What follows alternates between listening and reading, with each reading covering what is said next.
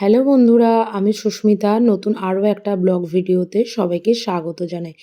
নতুন আরও একটা দিন তোমাদের সাথে শুরু করলাম। কে কোথা থেকে ভিডিওটা দেখছো এবং কেমন আছো অবশ্যই কিন্তু কমেন্ট করে জানিও।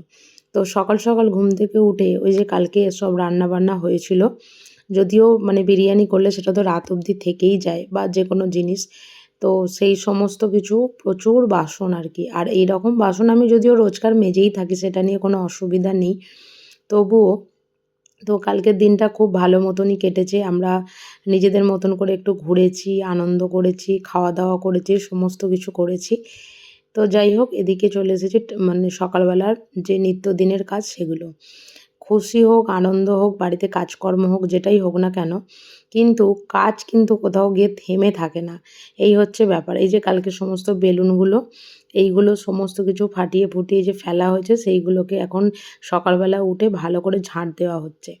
আর ঘর মোছার আগে, সে আমি যেখানেই থাকি না কেন, ঘর মোছার আগে যদি ভালোভাবে ঝাঁট না দেওয়া হয় না, আমার মানে তখন মানে কি বলবো, মাথাটা গরম হয়ে যায় যেটাকে বলা হয়।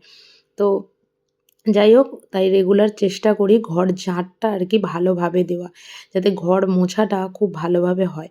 তো আগের দিন একটু বেরিয়েছিলাম, সেই জামা কাপড়টা সকালবেলা দেখলাম রোদ উঠেছে, তো এই রোদের মধ্যে আর কি দিয়ে গেছি। আর বেশ কিছু টুকটাক জামা কাপড়ও সকালবেলা দিয়ে দিই, কারণ এখানকার ওয়েদারটা না সম্পূর্ণভাবে আলাদা। মানে চারিদিকে যেখানে বন্যা হচ্ছে, চারিদিকে মানে এত বৃষ্টি হচ্ছে, সেখানে আজ আমরা যেখানে আছি মানে কোনো বৃষ্টি নেই। মানে সারাদিনে 10 মিনিট বৃষ্টিটা হয়তো কোনো বৃষ্টিই নয়, এরকম আর কি একটা ব্যাপার।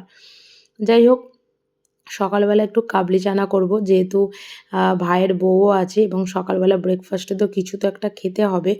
তো সেই কারণের জন্য এখানে কাবলি চানাটা একটা আলু দিয়ে একটু নুন দিয়ে এখানে সেদ্ধ করতে বসাবো। আর তার আগে বসিয়েছিলাম হচ্ছে আমার চাটা, তো সেটাকেও নাবিয়ে নিলাম। সকালবেলা দুধ চা খেতে খুব ভালোই বাসি।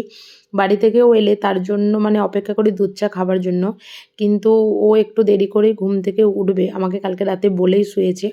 তো সেই কারণের জন্য আমিও আর ওকে ডিস্টার্ব করিনি। আমি আমার মতন কাজকর্মগুলো এগোচ্ছি। ও উঠলে তারপরে যদি মনে হয় ওর সাথে একটু দুধ চা খাবো, তা না হলে একদমই খাবো না।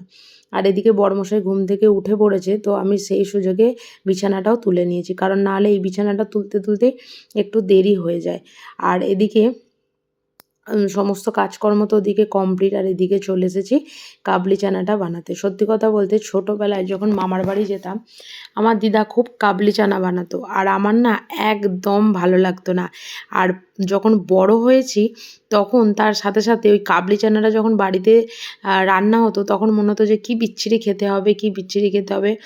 আসলে ব্যাপারটা হচ্ছে, আমার দিদা যখন দিত দুটো একটা করে মানে সেদ্ধ করাটা দিত, যেটাতে হয়তো হালকা নুন বা নুন নেই সেই কারণের জন্য।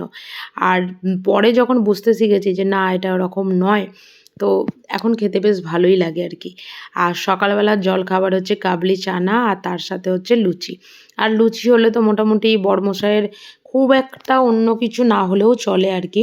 আর আমাদের ওপরে যারা থাকে, ওরা আমাদের আগের দিনকে একটু ছাতুর মানে কচুরি দিয়ে গেছিলো, তো ওর পুরটা ছিল, সেটা ভরে কাবলি চানা আর তার সাথে একটুখানি ওই ছাতুর পুর ভরা লুচি বানিয়েছি। সবাই মিলেই আর কি খেয়েছি। আমি, বড়মশাই, মানে আমার ভাইয়ের বউয়ের নাম হচ্ছে প্রিয়াঙ্কা, ও আমাদের ওপরেও কিছুটা দিয়েছি। সবাই মিলে মজা করে আনন্দ করে থাকা বা খাওয়ার মজাটাই আলাদা। আমরা আজ আছি কাল নেই, মানে আজকে আমরা বলতে পারবো না যে কালকে কি হতে পারে বা কোনো কিছু। তাই সবার সাথে মিলেমিশে থাকাটাকে আমি সারা জীবন ছোটোবেলা থেকে সেই শিক্ষাটাই পেয়ে এসেছি এবং এখনও সেটাই করি আর কি। যাই হোক, এদিকে আমি মানে ওই যে জামা কাপড়গুলো শুকাতে দিতে এসেছিলাম, মেশিনে কিছু জামা কাপড় দিয়েছিলাম। আর বেশ কিছু জামা কাপড় সকালে যেগুলো দিয়েছিলাম ওগুলো শুকিয়ে গেছে। তাই প্রিয়াঙ্কাকে ডাকলাম যে তুই জামা কাপড়গুলো নিয়ে যা, আর আমি এদিকে এখানে মানে শোকাতে দিই। আর ওর সাথেই বকবক করতে করতে এখানে ঠাকুরের পুজোটা করছি। কেউ থাকলে কিন্তু বেশ ভালো লাগে বাড়িতে, যে একটু কথা বলা যায় বা কোনো কিছু। আর এখানে আজকে দুপুরে রান্নাবান্নাটা খুব হালকাই হবে, তার কারণ হচ্ছে কালকে আমাদের যে বিরিয়ানি করা হয়েছিল সেই বিরিয়ানিটা রয়েছে। আর আমি আজকে চিংড়ি মাছের যে রেসিপিটা বানাচ্ছি, আমি কোনোদিনও এই খাবারটা করিনি। হঠাৎ করে ফেসবুক স্ক্রল করতে করতে দেখতে পেলাম। তো তখন মনে হলো যে কিছু কিছু জিনিস থাকে না, যেগুলো আমরা যাই দিয়েই বানাই না কেন খেতে কিন্তু দুর্দান্ত লাগে। কি লাউ চিংড়ি, কি পটল চিংড়ি, কি পেঁয়াজ দিয়ে চিংড়ি মাছের ঝাল। তো আজকে বানাচ্ছি হচ্ছে ওই চিংড়ি মাছের পোস্ত আর কি। যদিও আমিও কোনোদিনও বানাইনি আর কি। আর ওই সকালবেলা যে কড়াইটাতে মানে লুচি ভেজেছিলাম, তো সেই কড়াইটাতেই আর কি চিংড়ি মাছের ওই পোস্তটা আর কি এদিকে করে নিচ্ছি। তো এদিকে এই যে মোটামুটি পোস্ত দিয়ে পেঁয়াজ দিয়ে এটাকে একটু সেদ্ধ করতে দিয়ে দেবো। আর ওপর থেকে দিয়ে দেবো হচ্ছে চিংড়ি মাছ, আর ওপর থেকে অল্প করে একটুখানি কাঁচা সর্ষের তেল। তাহলেই কিন্তু আমার চিংড়ি মাছের মানে পোস্তটা রেডি। তবে তোমরা যদি রেসিপি জানতে চাও অবশ্যই তোমাদেরকে আমি রেসিপিটাও দিয়ে দেবো। তো এখানে এই যে 3 জনের খাবার বেড়ে নিচ্ছি। তো চলো আজকের ব্লগটা এখানেই শেষ করছি। যদি কিছু ভালো লেগে থাকে একটা লাইক করো, শেয়ার করো, চ্যানেলটি সাবস্ক্রাইব করে পাশে থেকো। দেখা হবে নতুন আরও একটা ব্লগ ভিডিওতে, নতুন আরও একটা দিনের সঙ্গে খুব তাড়াতাড়ি। সুস্থ থাকবেন, ভালো থাকবেন, আর ব্লগটা কেমন হয়েছে অবশ্যই কিন্তু জানাবেন। টাটা।